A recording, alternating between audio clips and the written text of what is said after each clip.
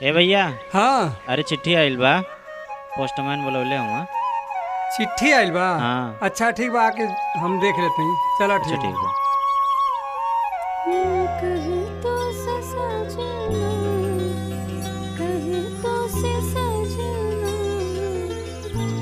ए काजल, काजल जाके मम्मी से कही दो कि हमार वीजा आ गइल बाटे। काल पोस्टमैन बोलौले हम, काल हम वीजा लेके विदेश जाते नहीं, जाके हमार सामान फटाफट पैक कर। अच्छा ठीक बा। हे भगवान, कैसे का हुई, दिमाग बड़ा परेशान बा। का भइल पतोहिया? उ जात ने विदेश, छठ आइल बा, उनके रोक ला अम्मा जी। अच्छा ठीक बा, बात करता नहीं उनका से।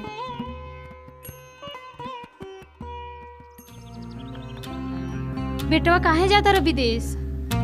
अरे छठ बिता के जइह। छठ में बहन 4 महीना बा, फिर हम छठ में आ जाइब ना। हम कुछ नहीं जानत। अरे मम्मी ऐसा न करो, हमार वीजा आ गइल बा और जाके हमार सामान मन पैक करो। हम बोल देले बानी, छठ बिता के ही जइह। हम तो जाबे करो, वीजा आ गइल बा तो कितनो रिसिया।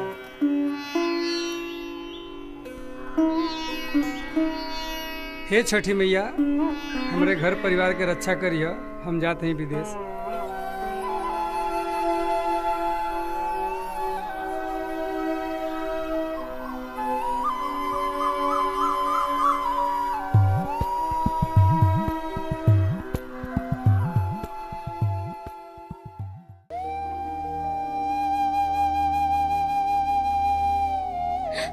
हे छठी मैया, उनके रोक ले तू, उनके रोक ले तू छठी मैया।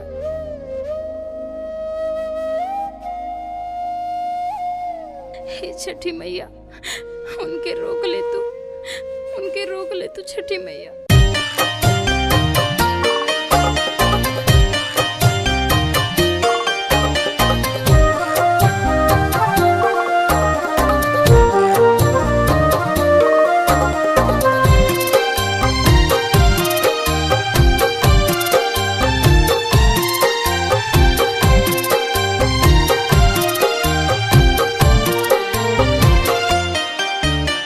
छठी माई के करे के पूजा ना मानू हो, पियावा धाला पाले नावा।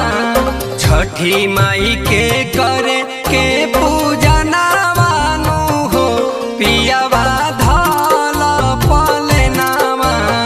पूरा करी है छठी माँ अरमाना मानू हो, पियावा धाला पाले नावा।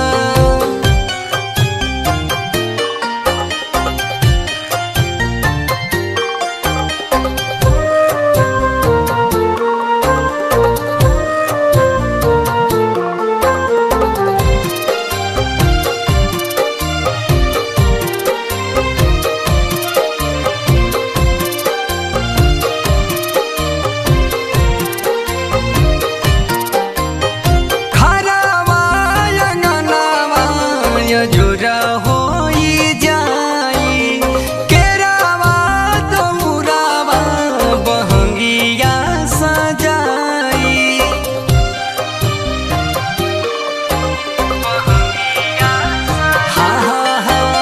घरवा अंगनावा जुरा होई जाई केरावा दौरावा, बहंगिया सजाई।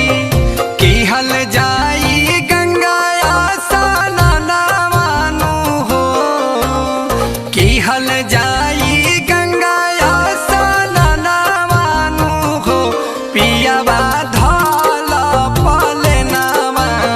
पूरा करी है छठी माँ अरमाना मानू हो, पियावा धाला पाले नावा।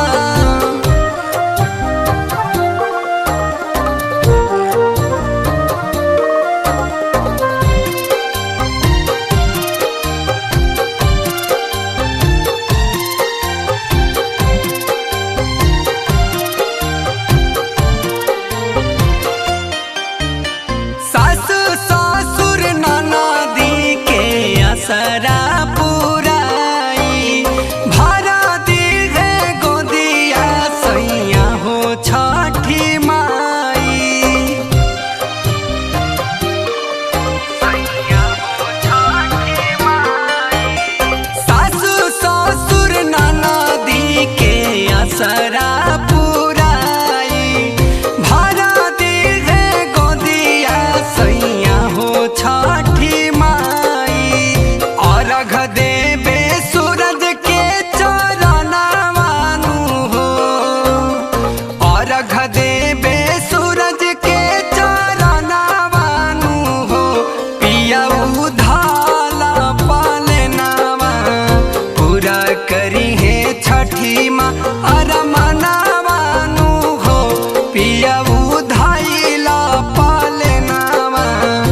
मानी ल गंगा जी कहना मानू हो पियाऊ